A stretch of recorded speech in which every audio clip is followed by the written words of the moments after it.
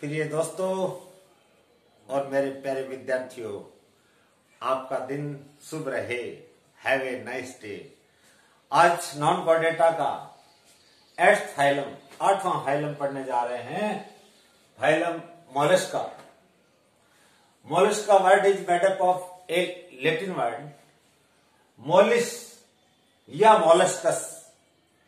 Both are Latin words means soft bodied, मुलायम शरीर वाले, यानी इनके शरीर के चारों तरफ बाह्य कंकाल के रूप में कवच या सेल पाया जाता है और उसके अंदर निवास करने वाले जंतु हैं, इसलिए इनका शरीर सॉफ्ट होगा। सॉफ्ट बॉडीड वाले animals are included in this phylum यानी Mollusca. Phylum Mollusca form a definitely characterised group. इसमें निश्चित विशेषता लेकर के विशेष लक्षणों युक्त लक्षणों के समूह का एक समुदाय है, फाइलम है। Phylum Mollusca form one of the most definitely characterised group of animals. जंतुओं का ऐसा समूह जिसमें विशेष प्रकार के लक्षणों युक्त एनिमल्स सम्मिलित होंगे, वो फाइलम होगा Mollusca.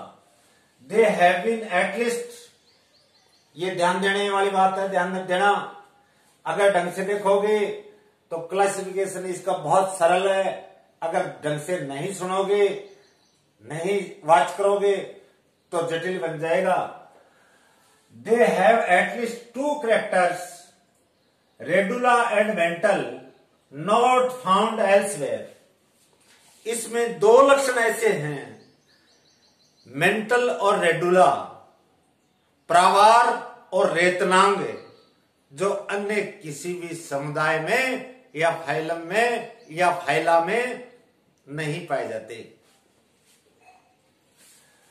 There are about 80,000 non-living species in this phylum according to report 2010। 2010 की रिपोर्ट के मुताबिक इसमें लगभग 80,000 जातियां जीवित और ज्ञात हैं। अब लेते हैं फाइलम मोलस्का के कैरेक्टरिस्टिक फीचर्स, चारित्रिक लक्षण। These are as follows. First, terrestrial and found in both water. Terrestrial यानी स्तरीय, फाउंड ऑन लैंड, और found in both water means दोनों प्रकार के जल में, फ्रेश वाटर में और मैराइन वाटर में, दोनों में पाए जाते हैं, तो फाउंड इन बोथ वाटर कहते हैं। Second, well developed body organisation, यानी organ system grade of body organisation. अंग तंत्रों का अंग मिलकर के एक विशेष प्रकार के कार्य करने वाले अंग आपस में मिलकर के एक विशेष प्रकार का तंत्र का निर्माण कर लेते हैं। जैसे डाइजेस्टिव सिस्टम में डाइजेस्टिव ऑर्गन्स मिलकर के डाइजेस्टिव सिस्टम का निर्माण कर लेते हैं। थर्ड पॉइंट, टिप्लोब्लास्टिक, यानी इसकी गैस्ट्रुला में एक्टोडर्म, एंडोडर्म और मेसोडर्म 3 परतें होती हैं जो वयस्क जंतु के सभी अंगों का निर्माण करती हैं। साइजोसिलस सिलोमेट, इसमें पाई जाने वाली सिलोम साइजोसिलस होगी, दृढ़ गुहित प्रगुआ होगी, यानी ये गैस्ट्रुला के अंदर पाए जाने वाले मेसोडर्म जो लेयर है उसके स्प्लिटिंग से, उसके विपाटन से बनती है। इस प्रकार की सिलोम को साइजोसिलस सिलोम या साइजोसिलस सिलोमेट जंतु होते हैं। Unsegmented except in मोनोप्लेकोफोरा। मोनोप्लेकोफोरा यहां क्लासिफिकेशन में आएगा, उसमें 8वां पॉइंट देखिए आप, इंटरनल सेगमेंटेशन प्रेजेंट। वर्गीकरण के अंदर मोनोप्लेकोफोरा क्लास है, जिसके अंदर 8वें पॉइंट के अंदर लिखा हुआ है इंटरनल सेगमेंटेशन प्रेजेंट। बाकी के जंतुओं में खंडी भवन नहीं पाया जाता, जो से पीछे आप पढ़ते आ रहे हो। Unsegmented except in Monoplacophora class and bilaterally symmetrical द्विपार्श्व सममितीय। जंतु को मध्य अनुदैर्घ्य अक्ष से काटने पर ही जंतु के दो समान अर्धांश बनते हैं, अन्यथा किसी भी तल से काट लो, किसी भी प्लेन से काट लो, किसी से भी अक्ष से काट लो, जंतु दो समान अर्धांशों में या हावज में उप विभाजित नहीं होता। सिर्फ मीडियन लॉन्गिट्यूडनल एक्सिस से काटने पर ही जंतु दो इक्वल हावज में या अर्धांशों में उप विभाजित हो जाता है। Next, body is divisible into head, mantle, foot and visceral mass. सिर में, मेंटल में, फुट में एंड विसरल मास में। शीर्ष, प्रावार, पाद और देह गुहिक पुंज या विसरल मास। इसका उल्लेख मेंटल क्या है? बॉडी को सराउंड करने वाली एक लेयर है जो कवच जो होता है उसके साथ अग्र भाग और पश्च भाग पे जुड़ी हुई होती है। और मेंटल ही किसका निर्माण करती है? सेल का सीक्रेशन करती है। सेल फॉर्मेशन किसके द्वारा होगा? मेंटल भी 3 परतों का बना हुआ है और सेल भी 3 परतों का बना हुआ होता है। मेंटल जो होती है वो आंतरिक पुंज, विसरल मास यानी इंटरनल ऑर्गन जैसे एलिमेंट्री कैनाल, गोनोडक्ट्स या गोनेड्स, एक्सक्रीटरी ऑर्गन्स जितने भी हैं, टेंटेकल्स, पाल्प्स एटसेट्रा, उन सबको घेरे हुए रहती है फूट सहित। और ये अंदर एक कैविटी डेवलप कर लेती है जिसको पेलियल कैविटी या मेंटल कैविटी कहते हैं, क्योंकि मेंटल का दूसरा नाम है पेलियम, इसलिए इसको बोलते हैं पेलियल कैविटी, प्रावार कुआ या मेंटल कैविटी। मेंटल कवच, 2 कपाटी, अगर कोई जंतु 2 कपाटों से युक्त कवच से घिरा हुआ होता है तो मेंटल पश्च सिरे की तरफ बाहर निकल करके 2 प्रकार के साइफन्स का निर्माण करती हैं। ऊपर वाला पतला संकरा होता है, छोटा होता है, जो अक्ष करंट साइफन होता है, और नीचे वाला जो साइफन जो होता है वो चौड़ा होगा, मोटा होगा, और उसको इनकरंट साइफन बोलते हैं। यानी जल की धारा नीचे से प्रवेश करती है और बाहर से, ऊपर से निकल जाती है। जल जितना आता है उतना पूरा का पूरा नहीं निकलता, इसलिए नीचे वाला चौड़ा है, इनकरंट साइफन चौड़ा है, और अक्ष करंट साइफन ऊपर वाला डोर्सल साइड में पाए जाने वाला पतला है, संकरा है, नैरो है। तो मेंटल का ये कार्य फूट लोकोमोशन में काम करने वाला, इसमें मसल्स युक्त संरचना होती है, यानी संरचना है जिसके द्वारा ये लोकोमोशन कीचड़ में या स्थल पे चलन करता है। एंड विसरल मास में सभी ऑर्गन्स आएंगे, सभी सिस्टम के जितने भी ऑर्गन्स होते हैं वो विसरल मास में सम्मिलित होंगे। सिलोम रिड्यूस्ड, साइटोसिलोम है बट सिलोम रिड्यूस किस कारण से? Represented mainly by pericardial cavity and gonadial cavity and kidneys. Coelom के अंदर क्या उपस्थित है जिसके कारण से ये रिड्यूस हो गई, ह्रासित हो गई? पेरिकार्डियल कैविटी यानी कार्डियम, हार्ट के चारों तरफ पेरिकार्डियम अध्यावरण का आवरण पाया जाता है जिसको पेरिकार्डियल कैविटी बोलते हैं। या तो ये मानिए आप अध्यावरणीय गुहा, या गोनेड्स के चारों तरफ पाए जाने वाली कैविटी गोनाडियल कैविटी, या इसमें किडनीज पाई जाती है। इसके कारण से इनमें पाई जाने वाली साइटोसिलोम जो है वो रिड्यूस हो जाती है। Next, shell when present mostly univalve और bivalve as an exoskeleton, internal in some. अर्थ देखिए, कवच अगर पाया जाता है तो, शेल अगर उपस्थित होता है तो वो यूनिवाल्व एक कपाट का बना हुआ होगा, या बाइवाल्व यानी 2 कपाटों का बना हुआ होगा, लेकिन दोनों कपाट इक्विलेट होंगे, समान आकार के होंगे, छोटे बड़े नहीं होंगे। एंड एज एक्सोस्केलेटन यानी बाह्य कंकाल नुमा रचना के रूप में एक कपाटीय या द्विकपाटीय यानी यूनिवाल्व और बाइवाल्व शेल उपस्थित होता है। इंटरनल शेल में be present in some species. Internal जो सेल जो होता है उसका सीधा सा आपने सीपिया या कटल फिश पढ़ी होगी, उनमें शरीर के मेंटल चारों ओर से शरीर को घेर लेता है, तो ये सेल जो है कवच जो है शरीर के अंदर प्रवेश कर जाता है। तो इंटरनल इन सम स्पीसीज या सम ऑर्गेनिजम्स, और भी उदाहरण हैं, स्लग्स हैं, क्लैम्स हैं एंड ऑयस्टर्स हैं एटसेट्रा। इसमें सेल जो होगा वो बॉडी के अंदर होगा, न कि बॉडी के चारों ओर होगा। Next, digestive system complete with a digestive gland और liver, that is hepatopancreas, a rasping organ, the radula usually present. Digestive system complete है, पूर्ण है, यानी अग्रभाग, अग्र छिद्र मुख, पश्च छिद्र गुदाद्वार, एनएस उपस्थित। लेकिन इसके साथ साथ में एक डाइजेस्टिव ग्लैंड पाई जाती है, या तो उसको यकृत बोलते हैं या पाचक ग्रंथि कहते हैं, लेकिन उसका नाम है एक्चुअली हेपेटोपैंक्रियाज या यकृत अग्नाशय। Hepato means liver, pancreas pancreas. ऐसी डाइजेस्टिव ग्लैंड जंतु जगत के किसी भी जंतु में नहीं पाई जाती, सिर्फ मोलस्कासन के जंतुओं के अंदर पाई जाती है। ध्यान रखना, बहुत इंपॉर्टेंट पॉइंट है।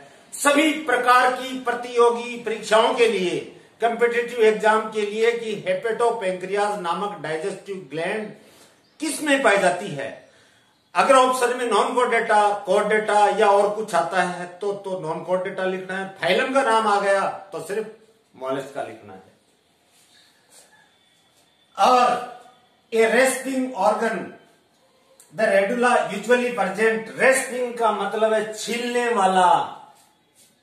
छीलते हैं, जैसे अपन घरों में सब्जियों को छीलने वाला, कुतरने वाला, काटने वाला, छोटे छोटे टुकड़ों में तोड़ने वाला, रेतनांग बोलते हैं जिसको। रेडुला यूजुअली प्रेजेंट होगा, अधिकांशतया उपस्थित होगा। नेक्स्ट एड पॉइंट ले रहे हैं अपन, सर्कुलेटरी सिस्टम चिफली क्लॉज टाइप। परिसंचरण तंत्र मुख्यतया बद्ध प्रकार का होगा, बट सम एम्पटिंग इनटू साइनसेज। लेकिन कभी कभी ये साइनसेज या पत्रों में या रक्त कोटरों में खुला छोड़ दिया जाता है। साइनसेज, ब्लड साइनसेज होते हैं। हार्ट विद 1 और 2 ऑरिकल्स।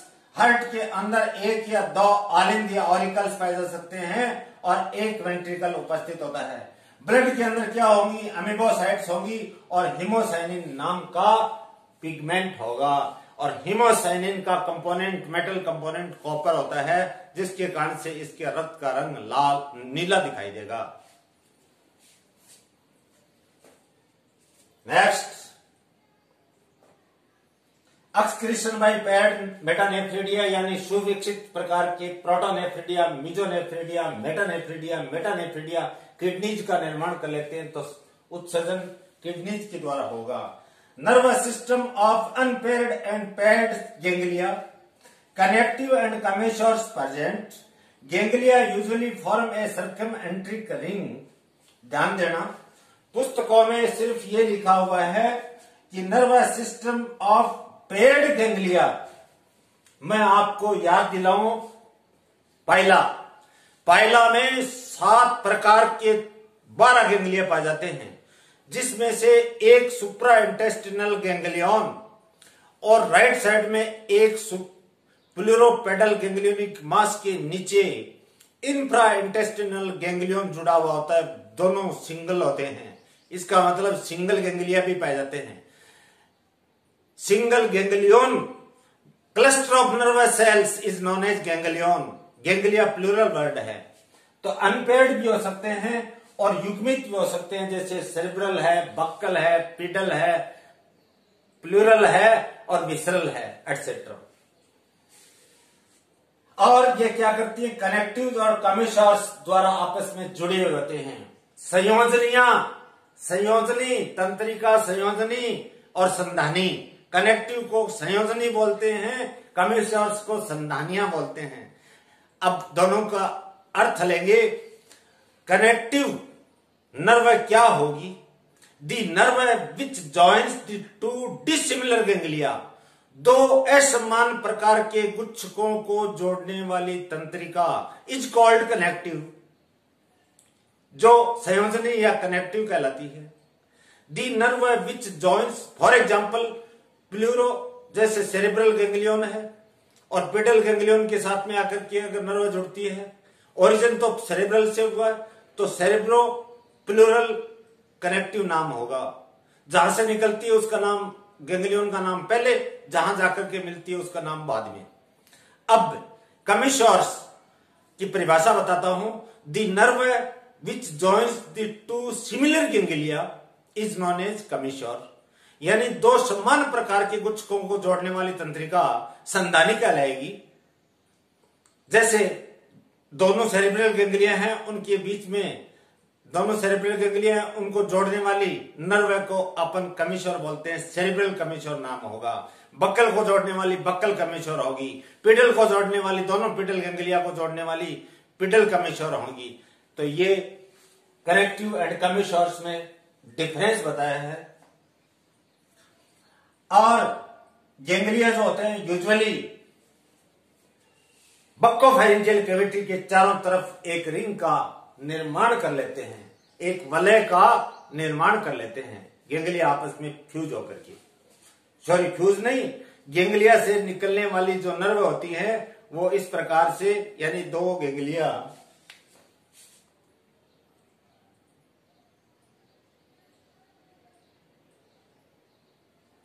इस प्रकार से एक रिंग का, वलयाकार रचना का निर्माण कर लेती हैं, मुख्यतः या बक्कोफेरेंजियल कैविटी में, बक्कोफेरिंक्स में या बक्कल फेरिक्स के चारों तरफ भी पाई जाती है मुख्यतया। लेकिन फेरिक्स के साथ में लास्ट में क्या है, पहले क्या है, बक्कल कैविटी। तो बक्कोफेरेंजियल रीजन में ये सर्कम एंटेरिक रिंग उपस्थित होती है। Next, sensory organs include eyes, statocyst and receptors for touch, smell and taste. संवेदी अंगों के रूप में नेत्र उपस्थित हो सकते हैं, स्टेटोसिस्ट संतुलन पट्टियां उपस्थित हो सकती हैं, तैरते समय संतुलन का कार्य भी करती हैं और सेंसरी ऑर्गन की तरह भी कार्य करती हैं। रिसेप्टर्स टच के प्रति, स्पर्श के प्रति, सूंघने के प्रति यानी स्मेल के प्रति, और टेस्ट यानी स्वाद के प्रति या रसोग्राही की भांति कार्य करने वाले रिसेप्टर्स उपस्थित होंगे। नेक्स्ट, डायोसियस और मोनोसियस सेक्सेस सेपरेट हो सकते हैं, मेल और फीमेल अलग अलग, या एक ही एनिमल के अंदर मोनोसियस होगा तो दोनों प्रकार के male and female reproductive organ एक जंतु में ही उपस्थित होंगे। 1 और 2 गोनड्स एंड गोनाडोट्स प्रेजेंट, एक या दो गोनड्स जननांग या गोनाडक्ट्स उपस्थित हो सकती है, लेकिन गोनाडक्ट्स ओपनिंग इनटू रीनल डक्ट्स या एक्सटीरियर, ये तो या तो वृक्क नलिकाओं के अंदर जाकर के खुलती है, रीनल डक्ट्स में खुलती है, या ये सीधी एक्सटीरियर यानी बाहर खुलती है। फर्टिलाइजेशन में भी एक्सटर्नल और इंटरनल फर्टिलाइजेशन दोनों प्रकार का हो सकता है, बाह्य भी हो सकता है और आंतरिक भी हो सकता है। नेक्स्ट, डेवलपमेंट डायरेक्ट और इनडायरेक्ट। डेवलपमेंट डायरेक्ट होगा तो लार्वल स्टेज अनुपस्थित होंगी, लार्वल स्टेजेज अनुपस्थित होंगी। अगर इनडायरेक्ट होगा तो लार्वल स्टेजेज निश्चित रूप से उपस्थित होगी। तो लिखा है इनडायरेक्ट थ्रू लार्वल फॉर्म्स। अब लेते हैं, ये तो 14 तो मैंने कैरेक्टरिस्टिक फीचर्स लिए फाइलम मोलस्का को समझाने के लिए। अब शुरुआत करते हैं क्लासिफिकेशन यहीं से, क्योंकि इसके अंदर वर्गों की, क्लासेज की संख्या 6 है। मैं इसको 2 वीडियो में बनाने का प्रयास कर रहा हूं। ये पार्ट फर्स्ट है, मोलस्का का पार्ट फर्स्ट है। मोलस्का का पार्ट सेकंड के अंदर 5 क्लासेज का वर्णन करूंगा। This phylum is divided into 6 classes. ये फाइलम 6 वर्गों में या क्लासेज में डिवाइड किया गया है अकॉर्डिंग टू देयर सिमेट्री। किसके आधार के ऊपर? सममिति के आधार पर। And the characters of the food, भोजन किस प्रकार से ग्रहण करते हैं, किस प्रकार से चबाते हैं, उनके आधार पे, एंड कवच यानी शेल, मेंटल यानी प्रवार, गिल्स या गलफड़े या क्लॉम्स, क्लोमों द्वारा, और क्लोम बोलते हैं जिसको, नर्वस सिस्टम, तंत्रिका तंत्र, मसल्स, पेशियां, एंड रेडुला यानी रेतनांग। यानी कई लक्षणों के आधार पे इसको 6 वर्गों में वर्गीकृत किया गया है। क्लास फर्स्ट आ रही है मोनोप्लेकोफोरा।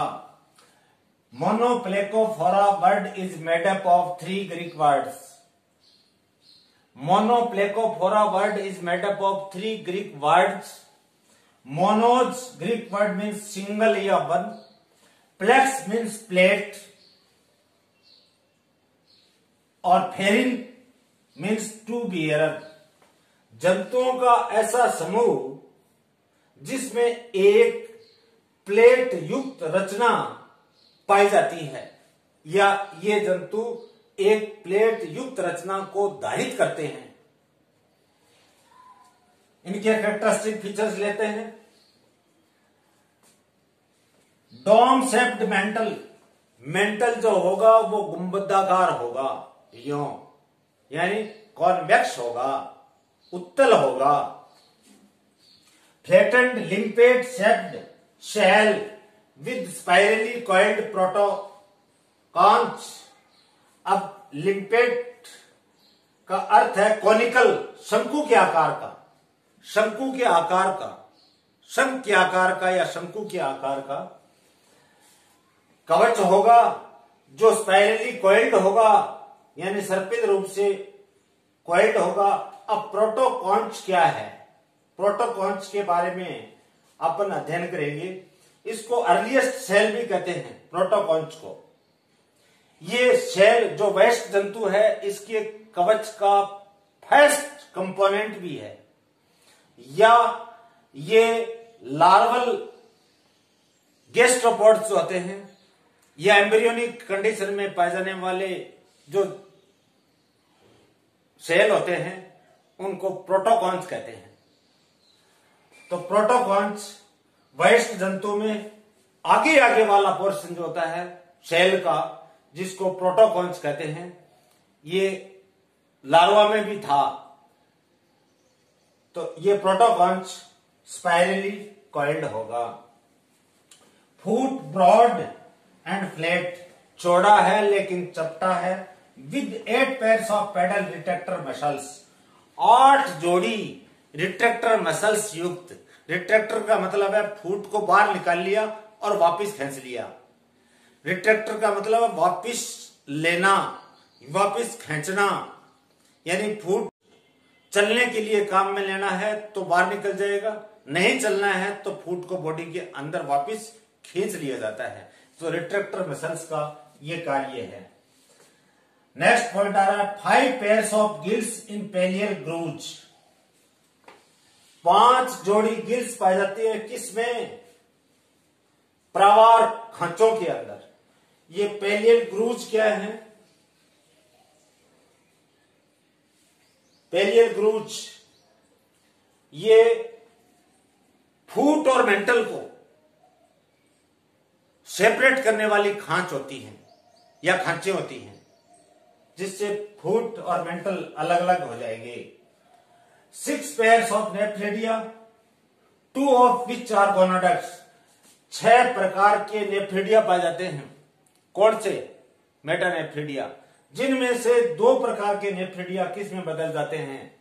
जनन वाहिनियों में बदल जाते हैं, गोनोडक्ट्स में बदल जाते हैं। Radula in radular sac, intestine much coiled. Radula radula sac में यानी रेतनांग कोष में पाया जाता है। रेतनांग रेतनांग कोष में पाया जाता है और इसकी अंत्र जो होती है वो अत्यधिक कुंडलित होती है। Intestine much coiled. Heart with 4 auricles and single ventricle. Heart के अंदर 4 आलिन 4 ऑरिकल्स एंड 1 नीले 1 वेंट्रिकल पाया जाता है। इंटरनल सेगमेंटेशन पहले बता चुका। मोलस्का के अंदर किसी प्रकार का कोई खंडी भवन नहीं पाया जाता, लेकिन मोनोप्लेकोफोरा क्लास में आंतरिक रूप से जंतु को काट करके देखा जाए तो बॉडी वॉल के अंदर से जंतु उपविभाजित होता हुआ खंडित होता हुआ दिखाई देता है। यानी मेंटल को काटेंगे तब, क्योंकि बाहर तो कवच है, अंदर शेल है, वो मेंटल है। फाउंड इन मैराइन वाटर, यानी ये लवणीय जल में पाए जाने वाले जंतु हैं, खारे पानी में पाए जाने वाले जंतु हैं। उदाहरण एक ही है, नियोपिलाइना गेलेथी। गेलेथी नाम का टैक्सोनॉमिस्ट था, उसने अटलांटिक महासागर के अंदर इसको खोजा था। उसके सम्मान में इसका नाम, जाति का नाम रखा गया है। उनके बाद में शायद 1950 या 60 के बीच में 1954 में खोजा था शायद। उसके बाद में भी कई लोगों ने जो महासागरों का अंदर पाए जाने वाले जीवों का अध्ययन कर रहे हैं, उन्होंने भी, मेलेकोलॉजिस्ट ने भी इन्होंने इनकी खोज कर ली थी। तो ये हुआ overall classification characteristic features and एक क्लास। 5 क्लास अपन कल पढ़ेंगे। लेकिन साथियों, जो भी वीडियोज आपको मैं ये मोबाइल या मीडिया, मल्टीमीडिया, किसी भी प्रकार की विधि का जो प्रयोग करके आपके पास पहुंचा रहा हूं, आपको प्रेषित कर रहा हूं, आप सुने और ज्यादा से ज्यादा बच्चों को शेयर करें। पहले आप क्वालिटी को चेक करें। क्वालिटी को चेक करने के बाद आप अपने मित्रजनों को, अपने साथियों को शेयर करें, लाइक करें, जरूरत हो तो सब्सक्राइब कर लें, क्योंकि वीडियोज खूब आते रहेंगे। यूं ये वर्ष पूरा मेरे को लग रहा है यूं ही चलता रहेगा। इसलिए पढ़ाई ऑनलाइन ही होगी। इसलिए आप अगर सब्सक्राइब आपने नहीं किया है तो सब्सक्राइब कर लें। और अगर आपको इसका स्क्रीनशॉट लेना है तो मैं आपको फ्यू मोमेंट्स प्रोवाइड कर रहा हूं। लेकिन इससे पहले जो वीडियोज को नियमित रूप से वॉच कर रहे हैं, उनको मैं ढेर सारी शुभकामनाएं भी दे रहा हूं। धन्यवाद। Please take screenshot.